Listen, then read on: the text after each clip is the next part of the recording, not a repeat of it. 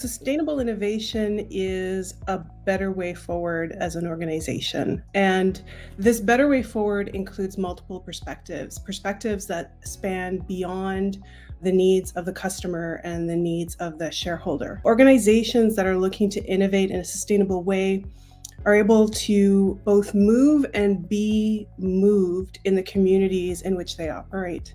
And they aim to make a meaningful and valuable contribution to addressing social and environmental concerns at play in our world today.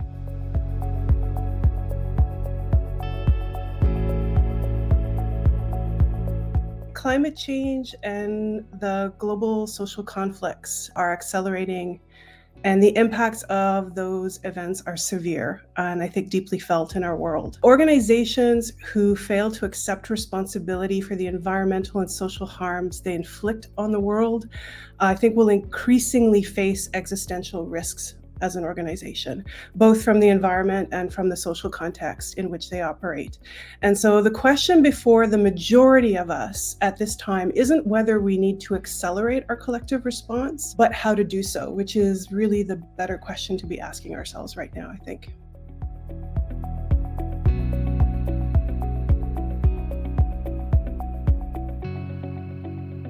If I was to strike at the heart of it, foundationally, organizations moving in this direction of true sustainability are recognizing that they need to meaningfully prioritize the needs of people who do not identify as stakeholders, or rather as shareholders or customers in their organization. Such organizations really go deep with this inquiry, and they ensure that the most senior leaders are actually genuinely empowered to move in this direction.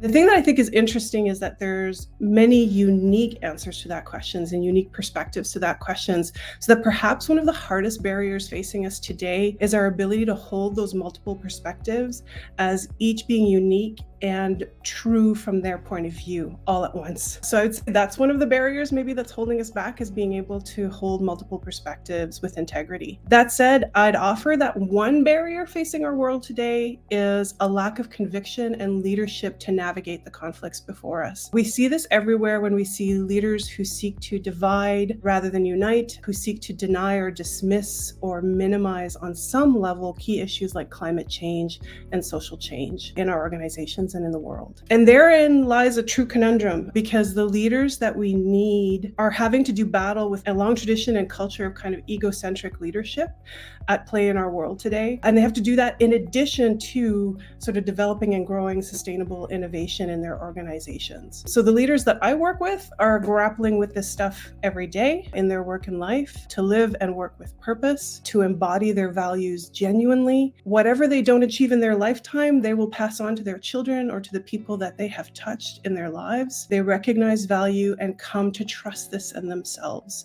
And this is what moves them into action with confidence.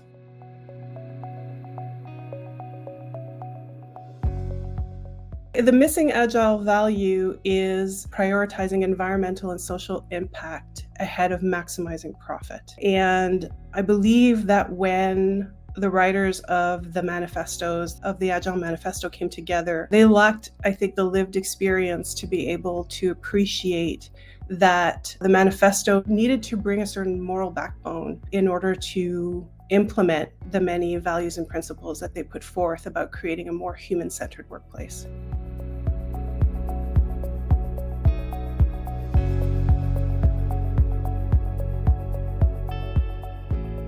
A bit like I was mentioning earlier about how there are multiple perspectives at play in our world, all valid and true. I think there are multiple implementations of agility of the values and principles of the manifesto in our world today. And each of them in their own way sort of fit for purpose. How agility is implemented within a startup environment versus how it shows up within a public service environment, how it shows up in a larger sort of corporate organization, all will sort of manifest itself a little bit differently.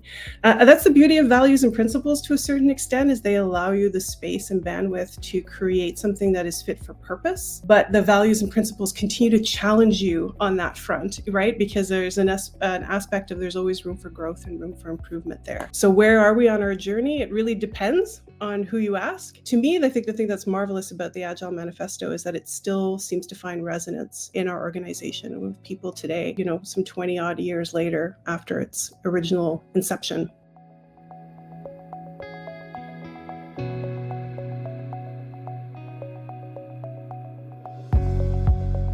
So I was very lucky to start my career as a software developer on a team that was practicing XP. I had never heard of any of this in my academic studies. So I was exposed to XP back in the 90s and really loved the way that this connected both a core practice instead of processes, with a more human-centered approach to doing that kind of work, which was desperately needed, I think, at the time. I moved from being a software developer into a role of an Agile coach. And I transitioned in that direction in my career. And when I got to the point where I realized I really loved working with people and tackling the complexity, the human complexity of the work, more than the software complexity of the work.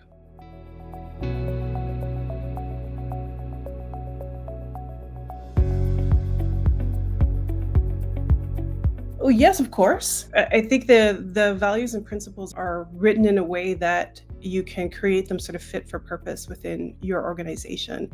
So I've been privileged to see an expression of agility in government, in Canadian government. I have been privileged to see it in crown corporations. I have been privileged to see it in large organizations, software development organizations, and most recently working with a climate technology startup. I think there's a place for agility to a certain level in many organizations. It comes back to, again, sort of the concept of the conviction and motivation of the leaders in the organization to take on these practices and take on these values to improve their way of working.